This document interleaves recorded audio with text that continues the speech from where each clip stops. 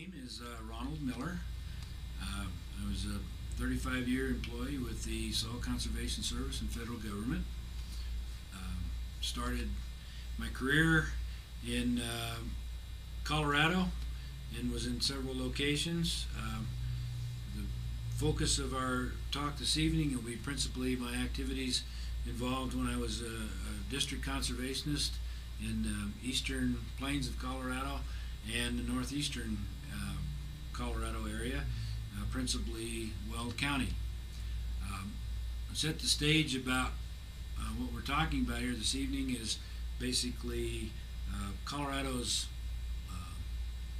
activity in grassland plowout that occurred principally in the 1970s and continued into the 1980s, and through policies that were established within some of the counties of Colorado that we feel that kind of led to policies that were accepted by the Department of Agriculture and those that drafted the 1985 Farm Bill that included sod bust provisions and conservation compliance issues relative to farmer participation in federal programs. So it all started principally around the early 1970s, 72, 73, with Secretary of Agriculture Erodible Butt's program to plow more, protect more. At that particular time, the wheat stores were kind of low for export, and we didn't have a lot of extra wheat in the supply side. So the idea was that the administration was kind of pushing farmers to grow more wheat that would be put into the grain stores, and so their idea was that we needed to have more land in production because a lot had been taken out in the late 50s, early 60s through the at that time it was not the Conservation Reserve but Soil Bank. There was a program called the Soil Bank which took land out of production at that particular point because we had a glut of wheat production, and so they put lands into contracts, Soil Bank contracts, and they seeded land back into grass. Well, this was time now to bring that land out of grassland and back into production to fill up the wheat bins for the country. So along with that, we saw activity in eastern Colorado and in our principal wheat belt, northeastern Colorado, of ranches that were suddenly being plowed up to be put into wheat. Not a bad issue, however, we did notice that a lot of the lands, or most of the, not a lot, but a lot of the property that was being plowed was not cropland suited lands, and erosion, wind erosion, water erosion issues were becoming a problem. About 1973 through 75 was the Plow More, Protect More type program, and we kind of shifted gears a little bit, and at that particular juncture in my career, I moved to Simla, Colorado as a district conservationist there, which was a little more further west from where I was, just to the western edge of basically the wheat belt, quote unquote, of Colorado, where the climate was a little drier, more of a rain shadow area produced by the Rocky Mountains.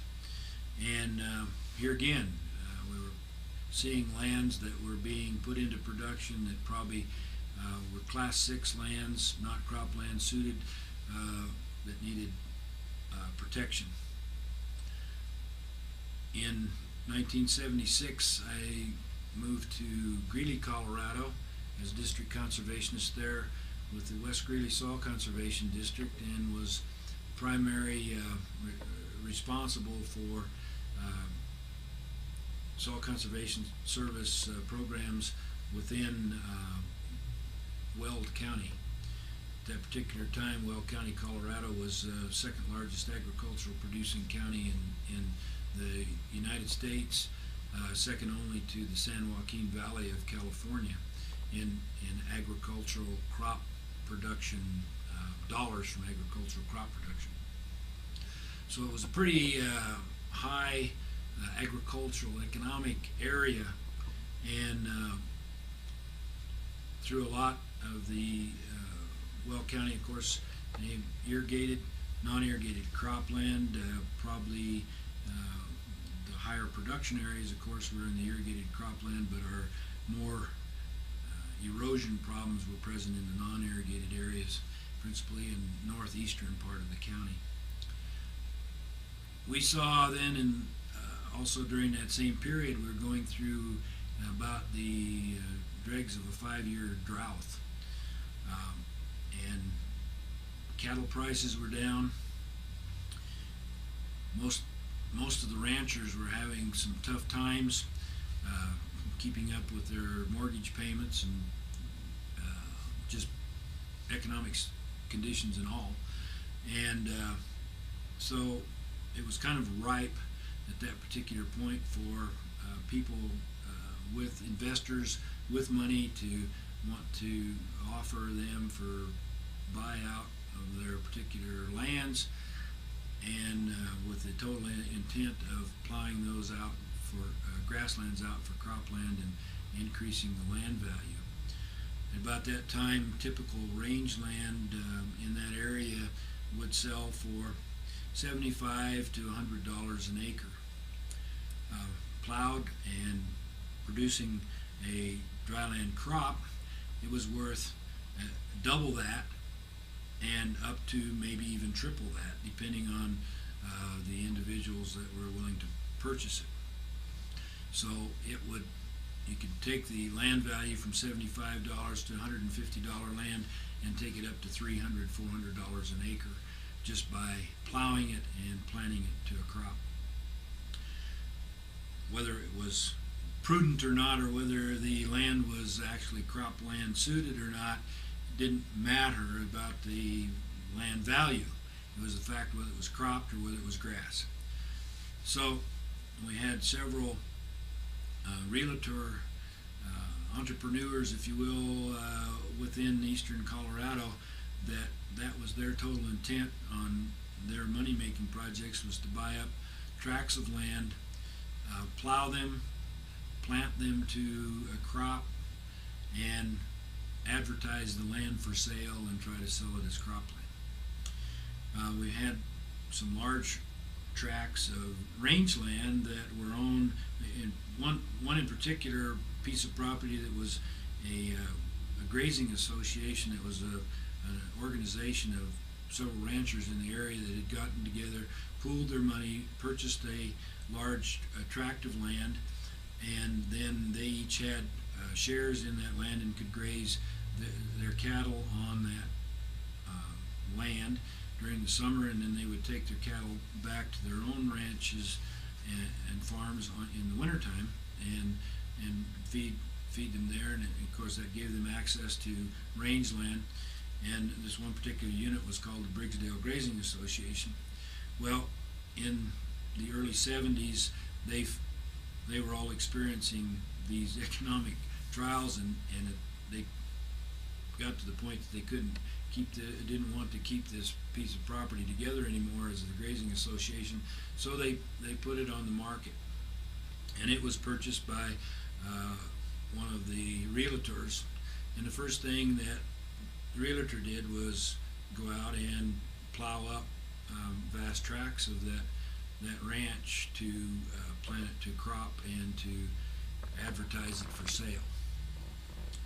Their advertising campaign stretched not only in continental United States, but they were advertising heavily into the provinces of Canada, particularly the wheat growing areas in Canada, and trying to attract wheat farmers to come to Colorado.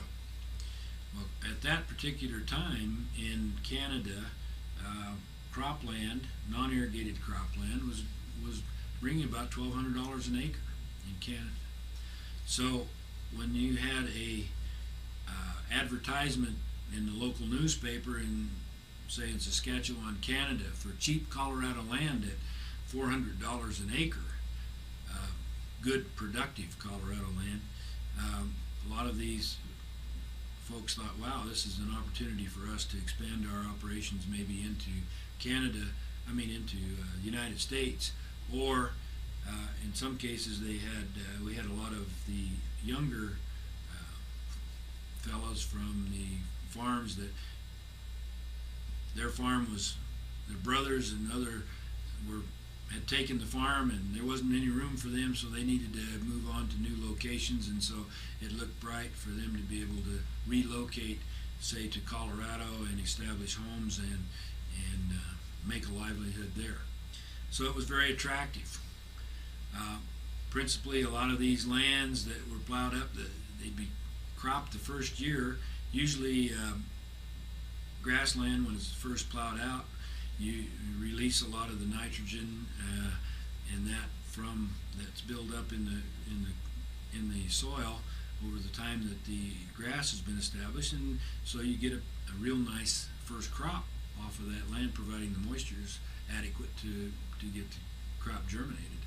And it just so happened, even though we were on the tail end of a drought, we did have a couple of good falls that in that where they were seeding winter wheat, that we got good germination and they got good crop stands.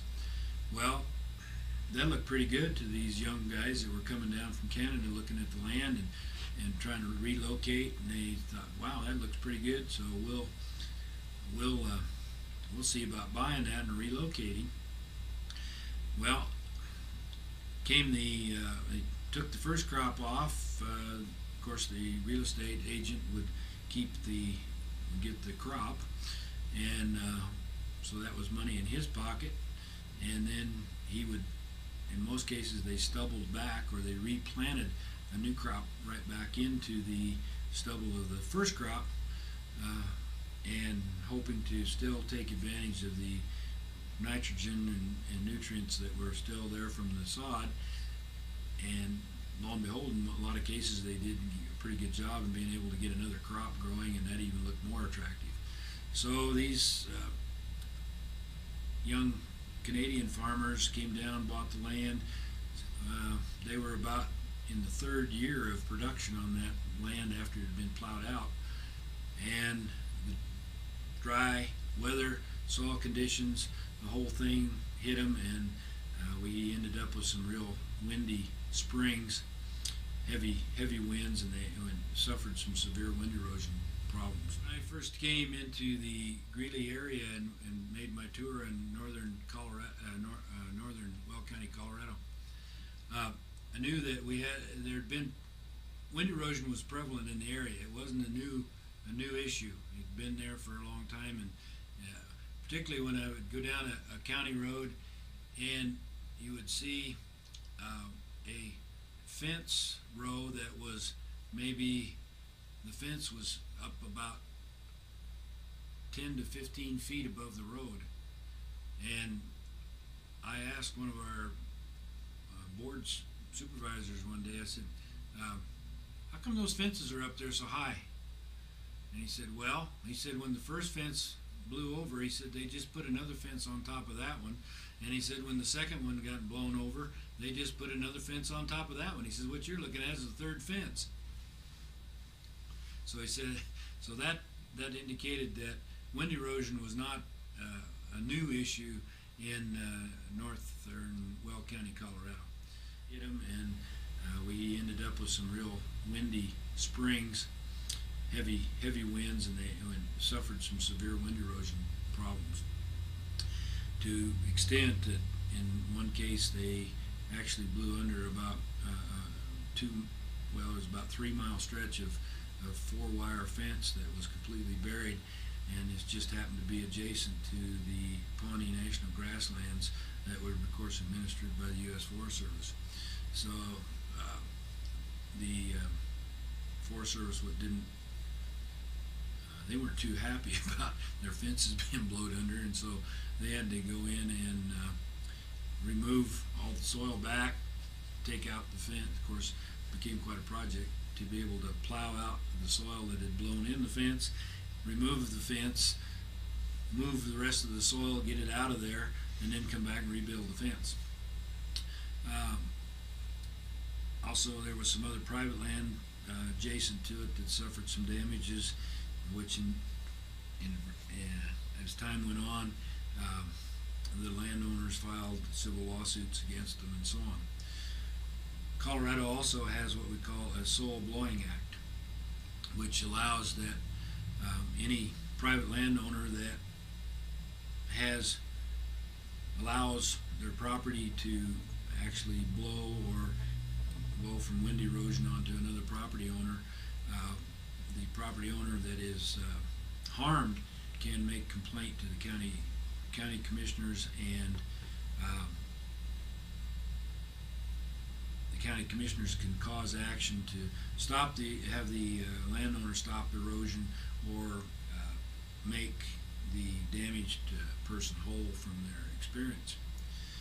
So the county commissioners are becoming quite involved in this activity with the soil blowing issues that were going on from these large tracts of land that had been plowed out and sold to Canadians. In this case, there was two different families that had purchased portions of this, what was at that time Briggsdale Grazing Association, and both of them were young guys that wanted to move into Colorado, establish farming operations, bring their family down from Canada, and become citizens and become members of the community. But were caught up in the whole issue. They were not used to the weather conditions in this part of the country. The weather conditions that they farm in Canada is vastly different than that of northeastern Colorado, of course, and so their experience was not the same as what they needed to farm in that area, but they were very willing to do whatever they needed to solve the situation and try to make it. So we worked with them on through the county commissioners. Through the Soil Blowing Act, county commissioners got involved. One of the issues that became before the commissioners was basically to order these individuals to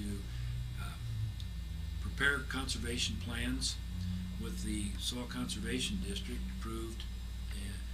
approval, and then to implement that plan to stop or abate the wind erosion.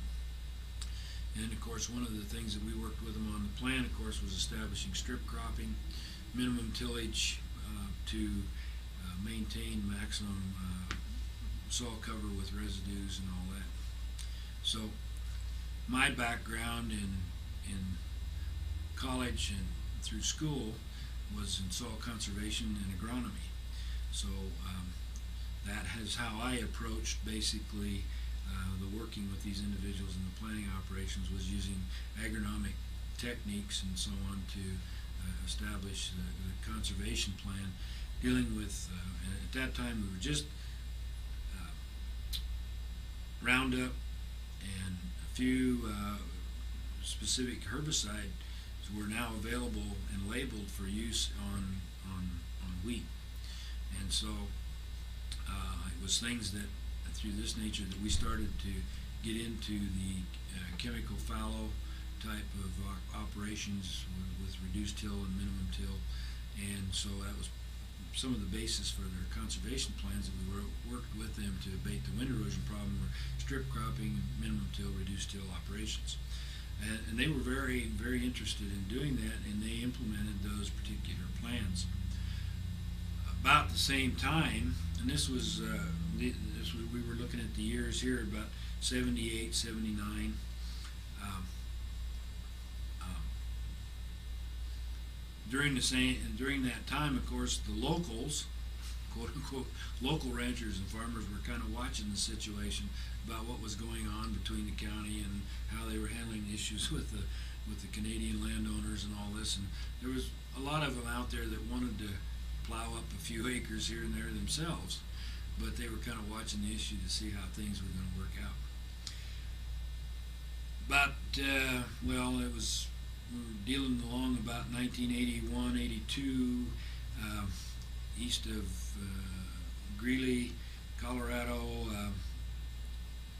right in eastern Well County, just about where it meets up against Morgan County, Colorado. There was a 15,000 acre ranch there that had been owned by a long-time ranching family. Ran into hard times with low cattle prices and so on, and they were struggling, and land was foreclosed on by their lender. We had an individual that came from another Canadian from Saskatchewan, came down. He was a large wheat farmer in Saskatchewan, owned a vast number of acres there, had an equipment company. He owned an equipment company and sold wheat equipment.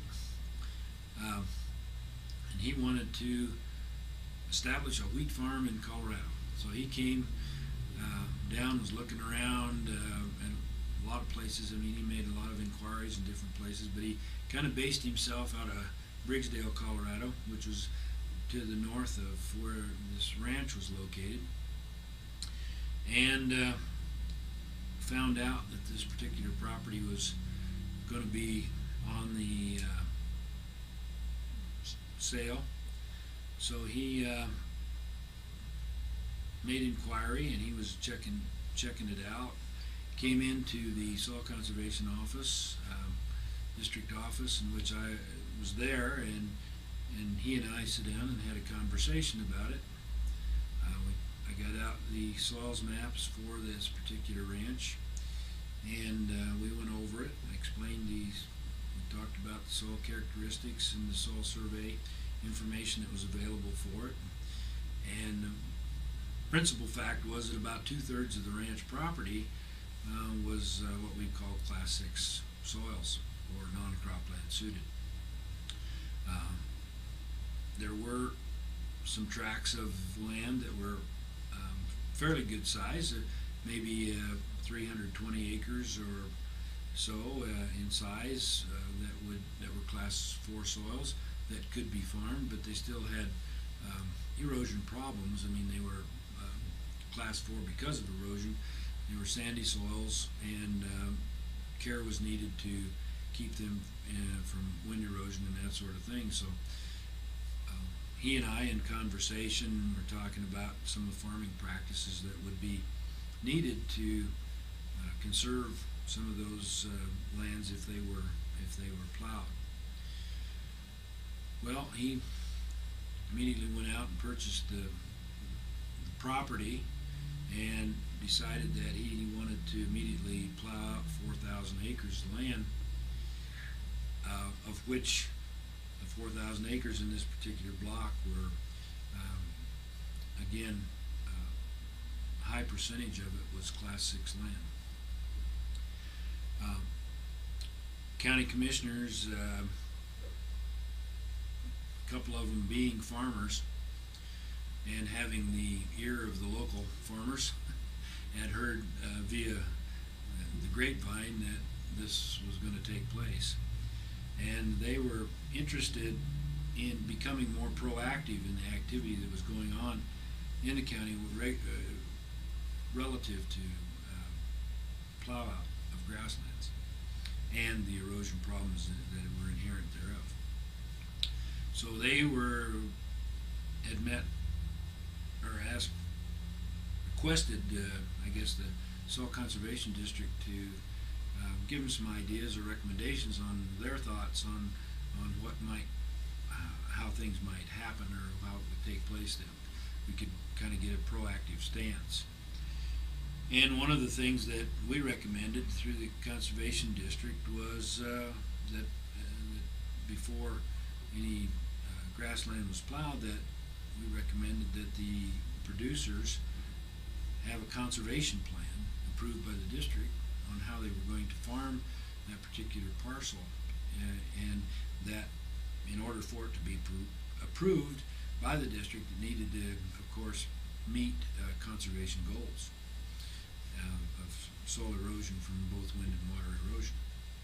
So county commissioners thought that was a pretty good, a good area to deal with. So they started to draft an ordinance that would require anyone that wanted to plow out grasslands would be required to get a permit through the county that would allow them to plow the grassland. That the basis of that permit approval would be an approved conservation plan approved by the local soil conservation district. So if a farmer wanted to plow out some grassland that had, and there was some definitions applied to what was grassland and what was cultivated land. So if it had not been farmed within the last 5 years and had a stand of permanent vegetative cover on it, it was considered to be grassland, and it was eligible for permitting to be required before the land could be plowed or broken and planted to crop. So they started to go through that process of developing that particular ordinance, and they also, at about that same time, they got the wind of this individual that wanted to plow these 4,000 acres, and they were trying to figure out how to get the ordinance in place before this individual got his job done. So at that particular time, the commissioners made a request to the Colorado State Governor at that time, Richard Lamb, and the Colorado Land Use Commission, asking for them to pass or sign, produce a moratorium on grassland plowing for a time period until they could actually get their ordinance in issue. At that particular point, the Land Use Commission requested a hearing, or put together a hearing in which they requested Soil Conservation District and the Soil Conservation Service to provide testimony, and they also required the landowner that was going to be involved in the proposed activity to come in and testify before the Land Use Commission and the county commissioners to testify as to their positions on the various situation involved. So we made testimony, the state resource conservationist Don Gillespie and I made testimony before the Land Use Commission relative to the soil survey for the land and the land inventory for that particular property, and showcased the soil characteristics and the situation of the non-cropland potential of some of the soils and that within that property area.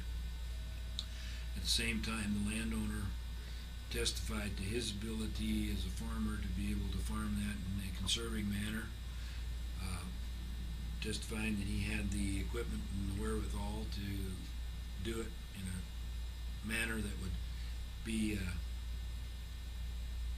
conservative and not cause problems, and that he thought to some degree that our soil information was a hooey and that what we were trying to propose was not exactly true.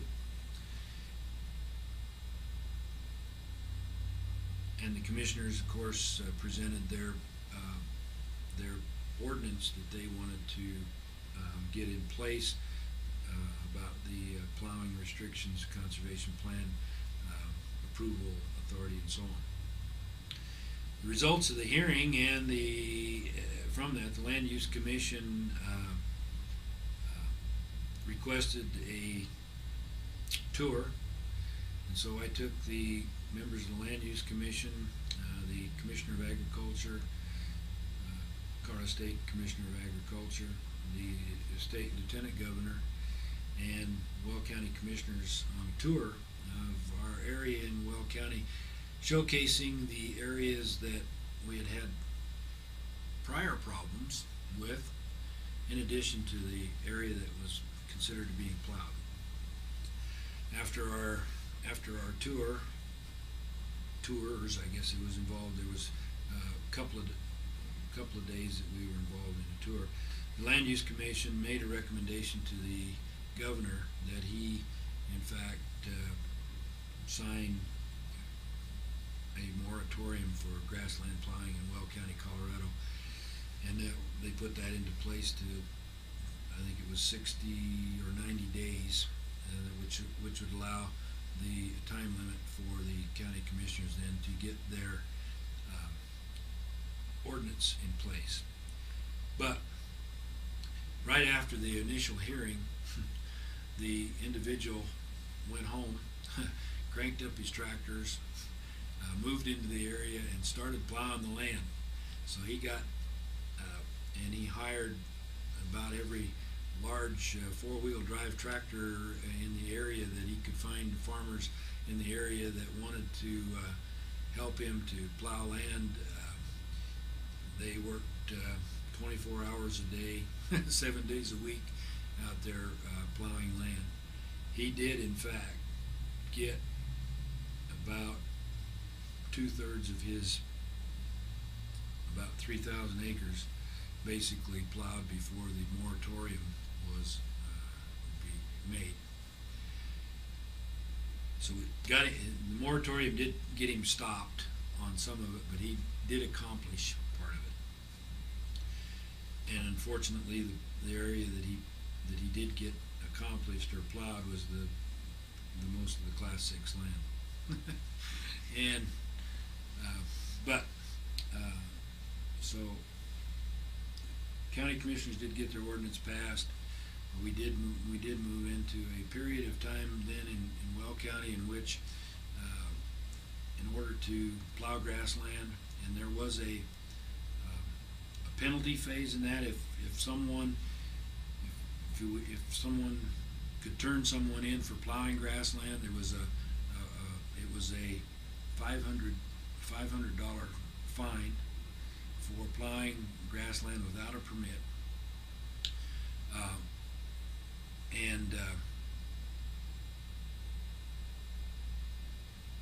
Actually, it was $500 a day.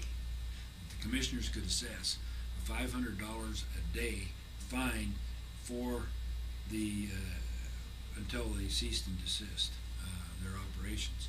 So they had some good teeth in the ordinance, so it did provide a lot disincentive to people to plow up land without getting a permit. The permit, there was no, actually, the permit fee was very, very reasonable. It was a very low fee base, and so there was an incentive to get a permit, as well as the disincentive was that there was a high penalty if you got caught. As a result, we did prepare a lot of what we call plow plans for people that wanted to plow grass and do it. So every month at the board meeting, we would have several plow plans that were reviewed by the district board, and most of them were approved because most of the farmers were interested in providing the conservation practices that were essential to maintain them. As a result of a lot of these activities were taking place from the late 1970s to the early 80s, one of those private landowners that was adjacent to the early on Canadians was a lady by the name of Edith Phillips. Mrs. Phillips was a very strong-willed individual, a lady of many talents. She had was raised on the homestead, folks that homesteaded a 160-acre tract there near Kyoto, Colorado, northeast of Briggsdale, and she was raised there and went to high school in Cheyenne, Wyoming. In the days when they didn't have a high school locally, her and her sister boarded out in Cheyenne to go to high school. Worked cleaned homes and did odd jobs to pay for their board and keep in Cheyenne while they went to high school. And then when she graduated from high school, she went to Northwestern University and got a degree in business administration. From that point, about that time was the Second World War, and she became a volunteered as a Red Cross nurse with Red Cross, and was sent to European theater of operations in World War II. She spent some time in England and France, and I guess England and France principally, as a Red Cross nurse. She told me that she had several meetings at dinner several times with Dwight D. Eisenhower, General Eisenhower, because it was not uncommon for the Red Cross nurses to be invited to have dinner with the general staff, particularly if they were nice-looking ladies, and for female companionship and whatever, not companionship, but for the female presence at meals. So she said that while some of the base operations where she was located that she did in fact visit with had been Dwight D. Eisenhower. After the war, she came back and went back to the university, got her MBA, and then went to work with Revlon Corporation in New York and became one of their executive corps with Revlon. Worked with Revlon a number of years as in advertising, or basically she was an advertising executive. She married a gentleman who was also an assistant CEO for General Motors, and moved to Michigan, and then she went back to the university there and was teaching at the university. She taught in the business school at the university. From her estate in Michigan, because of her affluent status with her husband's situation, and she being a college professor and all, was able to have a nice affluent lifestyle, and they lived on a lake in a community there, and this particular lake became polluted through activities in the community-wide situation. Well, she became very, very active in trying to clean up that particular lake problem and make it and restore it back to a livable, swimmable lake, if you will, kind of like the current EPA standards and so through her connections through her husband and her connections with the university and all, and her background as a advertising executive, she knew how to work people and how to get things done, particularly within local government, state government, or those particular circles. So she became pretty environmentally oriented at that particular juncture. I'm not saying that she might not have it earlier on, but at least that began to focus her attention on environmental situations. Well, after her career, she retired and moved back to the homestead area in Well County, Colorado. And of course, as I mentioned earlier, her particular 160-acre homestead ranch there was in the middle of the plow out area, and she became strongly affected by the erosion situations from that particular area. She was a very strong voice as to what could be done, questioning government's role, trying to initiate government's role in conservation efforts, and trying to reestablish conservation for the lands that had been plowed out, etc. She was in contact with, at that time, Senator Bill Armstrong from Colorado, who at that time in Congress, or in the Senate, was a member of the Senate Ag Committee. And she was also in contact with people in Montana. At that time, the state of Montana was also going through some plow-out issues. They had also had entertained the aspect of going to a statewide ordinance, I believe, for plowing grasslands, but it basically declined not to go any further with it, and never did, to my knowledge, actually implement a statewide ordinance for plowing grasslands in Montana. But they were also going through a similar situation. She was in contact with a lot of the politicians and people in Montana that were going through similar issues. And as a result, she, through her advertising background, contacted news media, television news media. We had contacts. We were bombarded by contacts from reporters from U.S.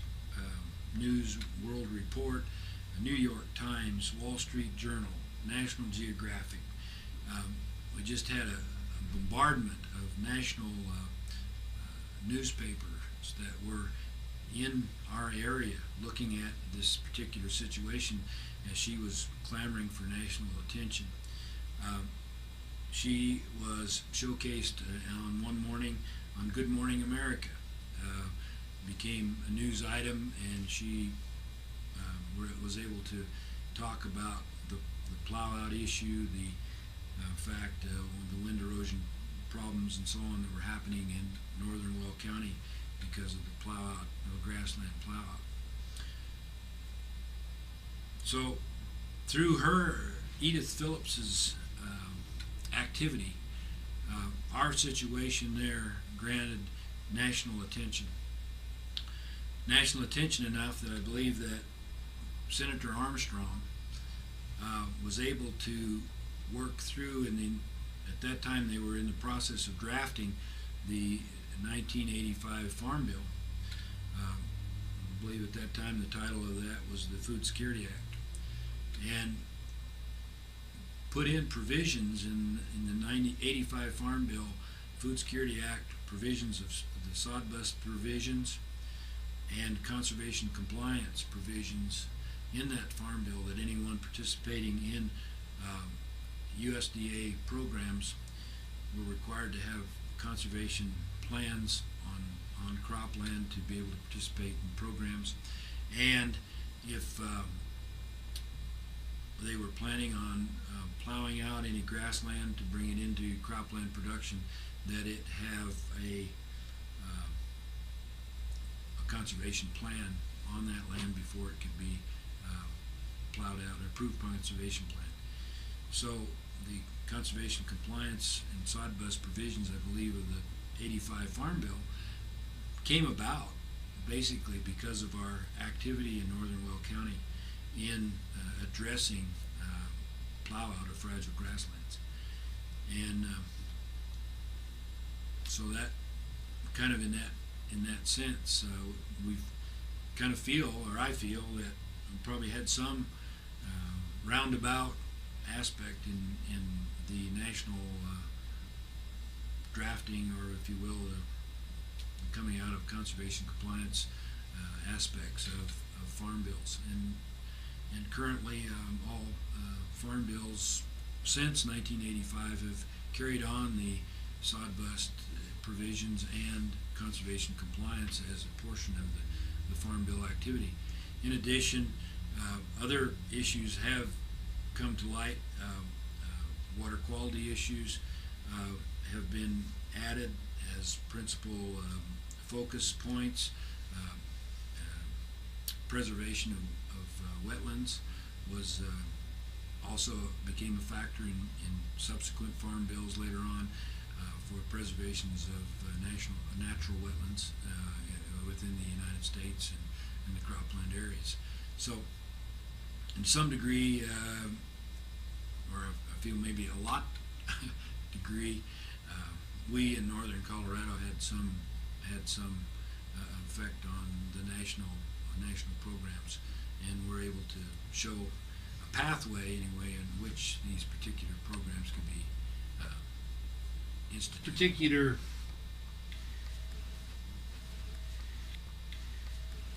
front page and on the lower left-hand corner of the front page is a starting of an article about Well County, Colorado, and it's plowing of plains in the west stirs fear of new dust bowl, and this was relative to the wind erosion situation that we were having and the plow out of the fragile grasslands. This particular article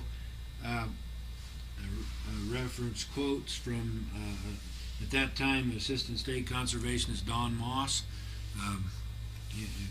from Colorado, and Edith Phillips from Kyoto, Colorado, is quoted in this particular article relative to the plow out issue. This particular picture here is the actual tractor and equipment that the Canadian farmer was plowing that particular 4,000 acres of highly erodible land there that he was plowing up, trying to beat that moratorium that the Colorado governor was going to sign relative to plowing grasslands. So that was the actual picture of him out there plowing. The other picture that was appeared on the front page, this was taken near a small community of Pierce, Colorado, which is about 30 miles north of Greeley, Colorado, on US Highway 85. And this was a soil erosion, shows a soil drift that is blown into actually around a farmstead and feeder pig operation that was in that location up there. It was northeast of that particular community. But the article failed to mention that this particular picture was of near a field that had been cropped for years. This was not present any plow out issue. This was also wind erosion coming off of cropland that had been cropped for many years, and the farmer should have been doing some conservation treatment on.